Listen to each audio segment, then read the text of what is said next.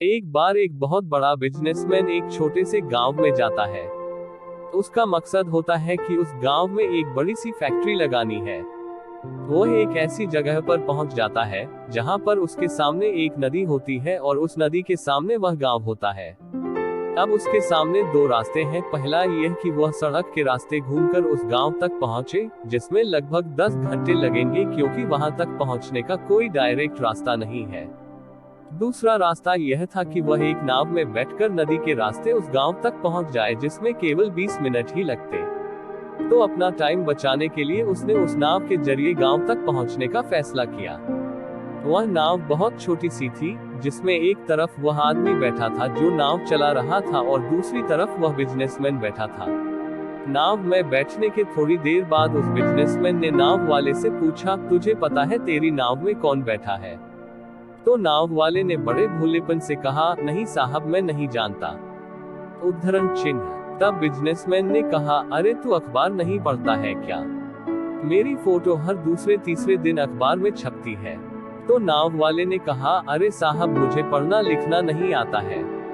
मैं बहुत छोटा सा था जब मेरे पिताजी गुजर गए थे और अपने परिवार का ध्यान रखने के लिए मैं बचपन से ही काम में लग गया, इसलिए मेरा स्कूल बचपन में ही छूट गया था। यह सुनकर उस बिजनेसमैन ने नाव वाले का मजाक उड़ाते हुए कहा, तुझे पढ़ना लिखना भी नहीं आता है, ऐसी जिंदगी का क्या फायदा? यह सुनकर उस नाव वाले को बुरा तो लगा, लेकिन उसने कुछ नहीं कहा। थोड़ी देर बाद वह बिजनेसमैन उस नाव वाले से बोला, अभी कुछ दिन बाद यह जो तू सामने जमीन देख रहा है ना, वहाँ मेरी एक बड़ी सी फैक्ट्री लगेगी जहाँ पर हम मिनरल वाटर की बॉटल्स बनाएंगे। उस नाव वाले को बात समझ नहीं आई। उसने कहा, किस चीज की फैक्ट्री? तो बिजनेसमैन ने बड़े इरिटेट होकर उससे कहा कि वहाँ पानी की बोतलें बनेंगी जो तेरे गांव में नहीं बिकती लेकिन शहरों में बहुत बिकती है। तब नाव वाले ने कहा, अरे साहब, मुझे कहाँ पता होगा, मैंने तो कभी इस गांव से बाहर निकला ही नहीं। फिर बिजनेसमैन ने उसके ऊपर हंसते हुए बोला, तू कभी इस गांव से बाहर तक नहीं गया, तुझे पता ही नहीं कि शहर क्या होता है, ऐसी जिंदगी का क्या फायदा? उसकी बात सुनकर नाव वाले को सच में यह लगने लगा कि उसकी जिंदगी किसी काम की नहीं है। यह सोचते हुए उसकी नाव पर से ध्यान हटी और नाव की एक बड़े से पत्थर से टक्कर हो गई, जिसकी वजह से नाव में पानी भरने लगा और नाव डूबने लगा। उस जगह पर पानी बहुत ही गहरा था और किनारा बहुत दूर था। नाव वाले को समझ आ गया कि अब इस नाव को बचाने का कोई तरीका नहीं है। फिर वह अपनी जान बचाने के लिए नदी में छलांग लगाने ही वाला था, तभी उसने बिजनेसमैन ने पूछा, आपको तैरना तो आता है ना? तो बिजनेसमैन ने घबराकर पूछा, ऐसा क्यों पूछ रहे हो, मुझे तैरना नहीं आता है।